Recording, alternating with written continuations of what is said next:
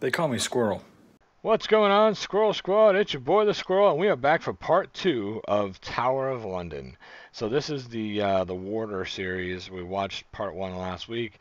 This is part 2, like I told you in the other one. It's a longer video. They chopped into 5 different parts. So let's get into this. Let's resume the tour at part 2 here. Things I've learned since the last video, that these, I'm going to probably say this wrong, so please just understand that. Is it Yeoman? Yeoman? I think it's Yeoman. These Yeoman Warders are, these guys are trained professional guards that have served at least 22 years in one of the armed services. So that's really cool, and kind of like as a, hey, you know, thanks for all the service. Now you get to just put on this fun outfit and go teach history to people, which I think is pretty awesome. So, I mean, there's a lot more than that, I know, but I'm just kind of giving you the layman's breakdown of it. But let's go here. Tower of London, part 2 of 5, and here we go. Enjoy. If you're new here, hit the subscription button because I'm going to teach you something. Concept of quick. You can bimble around the tower in your own time if you like. You can get an audio guide from there. That'll be fine. But if you don't want the audio guide and you'd like to listen to this, keep up! Right. How big's the problem? How many Americans do we have here?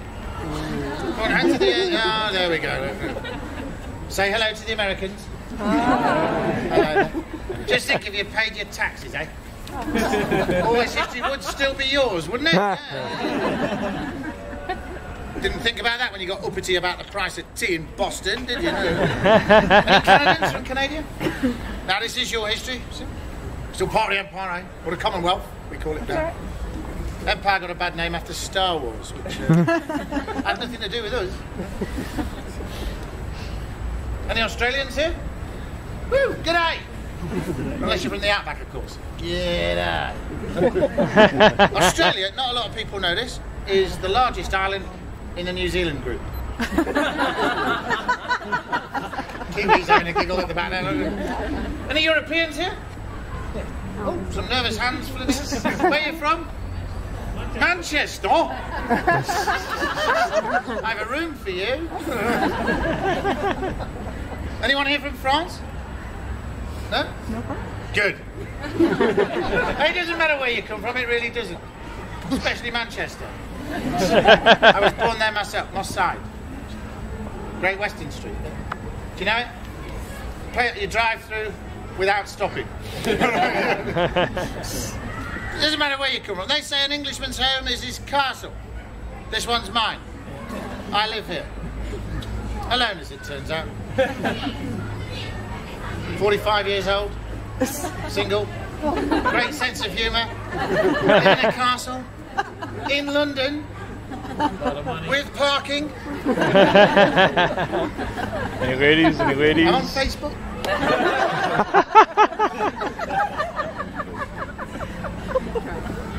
Most of my colleagues are married. They live here with their families. Some say they're happy. They live along this street, a lot of them. This is called Mint Street. This recalls another use of the Tower of London. Up until the year 1810, all the coins of the realm, the empire, and indeed the colonies were designed and produced in these buildings which are known as casemates. Huh. This, I know because it's written on the wall there. The two-storey casemate you see here was home to the Master of the Mint. Isn't that interesting? No, it's not. That's boring, dull detail. The reason that I mention it is that in 1699, an incredibly famous man was appointed as the Master of the Mint, and he lived there. You will know his name. He was Sir Isaac Newton. Yeah. You didn't? You knew that? Now, Sir Isaac Newton, of course, is famous for inventing gravity. The great British invention which keeps us all on the planet and binds the universe together. It makes astronomy simple. Such a great invention. Thank you. Before that, it was terrible. People were floating off everywhere. Now, Mint Street looks fairly quaint as a residential area, but you should be aware it is, in fact, a killing ground. Let us not forget that this is medieval defensive architecture. As an attacking army, you'd have lost dozens, maybe hundreds of men, struggling through that festering bog of a moat, wrestling with the polar bears, trying to climb the walls. Now all this time, people are trying to kill you. Polar bears covered in poop, swimming down in Old Feces River. Ugh. From the ramparts. If you'd managed to get this far, you then come up against another wall. This wall is the inner ballium or defensive wall. 13 defensive towers with a 50-foot curtain. Archers on the ramparts and in these towers would be cutting you down with murderous volleys of arrows. Not a healthy place to be. No. The oldest and strongest of the 13 on the inner wall is this one, the bell tower. The walls on the lower chamber are 10 feet thick, and because of their strong structures, these towers were often used as prison accommodation. 10 feet thick? Holy cow. That's insane. Wow. This one, most notably, for Sir Thomas More. He was the Lord Chancellor of England and a great personal friend of the King Henry VIII. It was his job to tell the King when he was acting against the public interest. It was known as the King's Conscience, the Lord Chancellor's office. Now, when Henry VIII declared that he was going to be the head of the church in England, Thomas More said, "No, sir." Seriously, that is too much power in one man. That way leads to tyranny. And not to prove the point or anything, Henry VIII imprisoned him for saying it. Now, in July 1535, the court of King Henry VIII produced a document. It's called the Oath of Supremacy. By that time, Thomas More had been a prisoner here for 15 months. He'd seen his good friend John Fisher, the Bishop of Rochester, held in the upper chamber, taken out onto Tower Hill and beheaded for his refusal to sign that document. They thought that this would crack Thomas. It didn't. When he was asked to sign it, he refused. Technically, that made him a traitor. He was beheaded on Tower Hill with one stroke of the axe. Thousands gathered to hear his last words. These were simple yet profound. "I die the King's true servant," he said. "I shall always be God's servant first." Amen. And 400 years later, in 1935, Sir Thomas More was made a saint in the Catholic Church.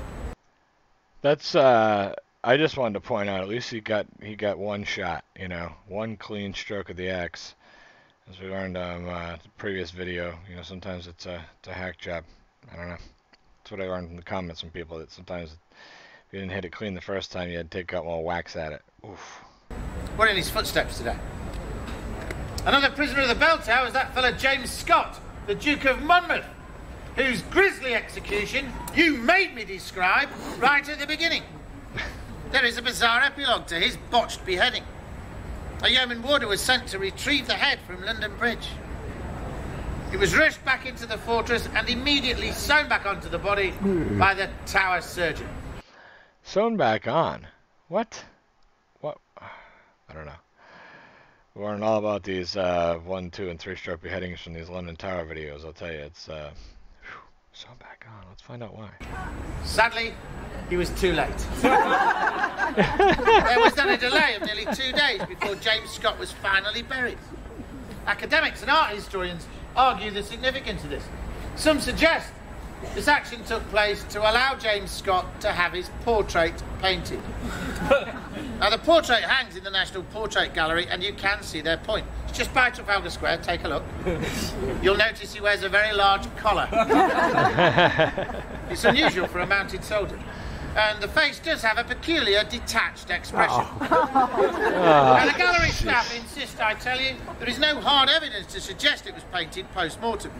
But you should go there and judge for yourselves. Now, speaking of beheadings, let's be heading off. Along Water Lane to Traitor's Gate and the Bloody Tower, where we're going to cheer ourselves up. Come on. Oh boy, oh boy. So that was part 2 of the Warder doing the Tower of London tour. Yeah, it was the first video of this where they were talking about beheading people and giving the executioner, you know, some money for killing you. And people were saying, you know, sometimes it took 2, 3, 4, 5, whatever, how many shots, you know, to hit you in the shoulders and to chop, whatever. It's bad either way. It's bad. So for that guy to get one shot, hey man, you know, at least it was a you know, clean break, I guess, or whatever you'd say. So, anyways, enjoying this. I kind of like this. It's kind of neat to hear the history. 10-foot thick walls. I wish my parents had those kind of walls when I was a kid. Oh, still scarred. Anyways, I hope you guys have a great day, the rest of your day, the rest of your evening, your night. And I'll catch you guys all soon, alright? Thanks so much for being here, Squirrel Squad. I'll catch you later. Squirrel out with Bob, my uncle, and Fanny, my aunt. See ya.